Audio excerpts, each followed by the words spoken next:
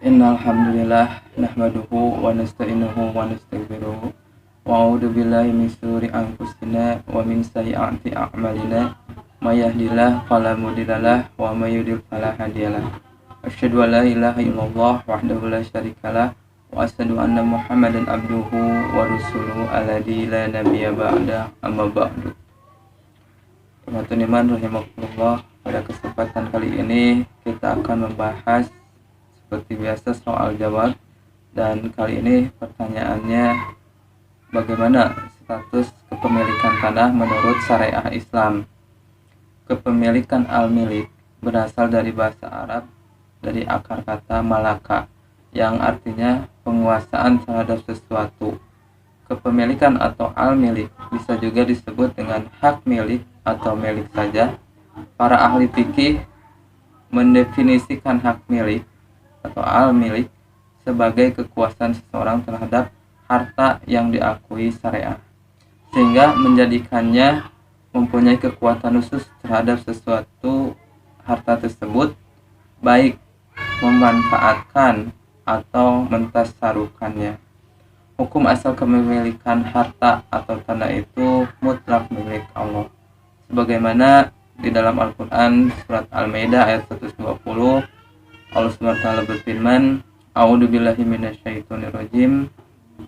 Lillahi mulkus samawati wal ard. Kepunyaan Allah lah kerajaan langit dan bumi. Wa ma fihinna, dan apa yang ada di dalamnya. Wa huwa ala kulli syai'in qadir.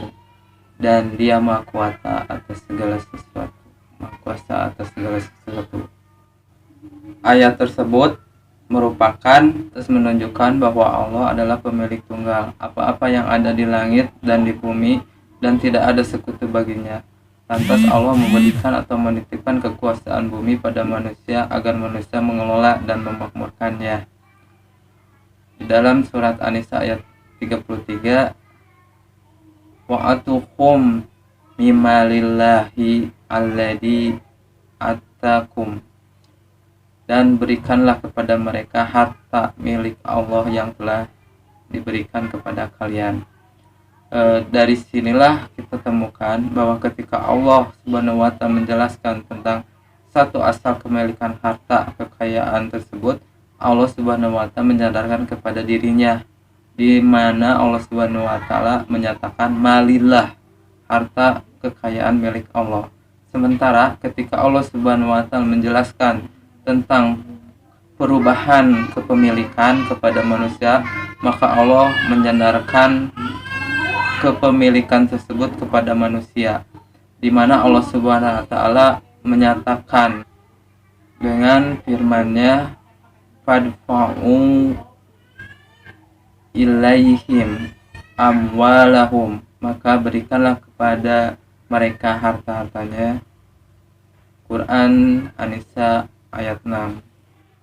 Wa amfiku mimma ja'alakum mustakhlifina fihi, dan nafkahkanlah sebagian dari hartamu yang Allah telah menjadikan kamu menguasai. Quran surat Al-Hadid ayat 7. Ayat ini memberi kuasa kepada manusia yang berhak mengelola harta, tapi ini masih bersifat umum, meliputi semua orang, belum membatasi mana yang boleh, mana yang tidak. Ini milik siapa dan itu milik siapa. Kepemilikan akan menjadi nyata apabila sesuai dengan izin Allah Subhanahu wa Ta'ala, karena Allah memberikan izin berupa sebab-sebab kepemilikan, jenis-jenis kepemilikan, siapa boleh memiliki apa, dengan cara apa. Itulah yang terdapat dalam syariat Islam. Di dalam Islam, kepemilikan dibagi menjadi 3, yaitu yang pertama kepemilikan individu, milkiyah, fardiyah. Adalah izin syariat pada individu untuk memanfaatkan suatu barang melalui 5 sebab kepemilikan. Asbab al-tamaluk. Individu yaitu 1. Bekerja, al-amal. 2. Warisan, al-his. 3. Keperluan harta untuk mempertahankan hidup. 4. pemberian negara atau ithau al-daulah, dan harta untuk kesejahteraan rakyat berupa tanah, pertanian, barang, dan uang modal. Yang kelima, harta yang diperoleh individu tanpa berusaha seperti hibah, hadiah, wasiat, mahar, barang temuan maksudnya, santunan untuk khilafah atau pemegang kekuasaan pemerintah. Terus kepemilikan yang berikutnya, yang kedua, pemilikan umum milkiyah ammah adalah izin syariat kepada masyarakat secara bersama-sama memanfaatkan suatu kekayaan yang berupa barang-barang yang mutlak diperlukan manusia dalam kehidupan sehari-hari, seperti air, sumber energi listrik, gas, batu bara, nuklir, dan sebagainya.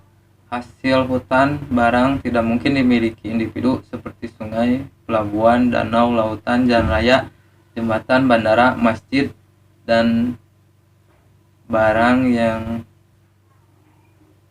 menguasai hajat hidup orang banyak seperti emas, perak, minyak, dan sebagainya. Ketiga, kepemilikan negara milkiyah daulah adalah izin syariat atas setiap harta yang hak memanfaatkannya berada di tangan khalifah sebagai kepala negara.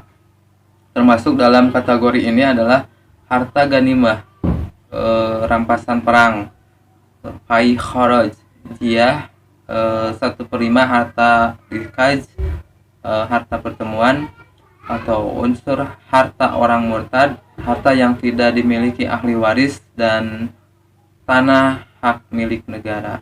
Demikian yang telah disampaikan status kepemilikan tanah menurut syariah Islam.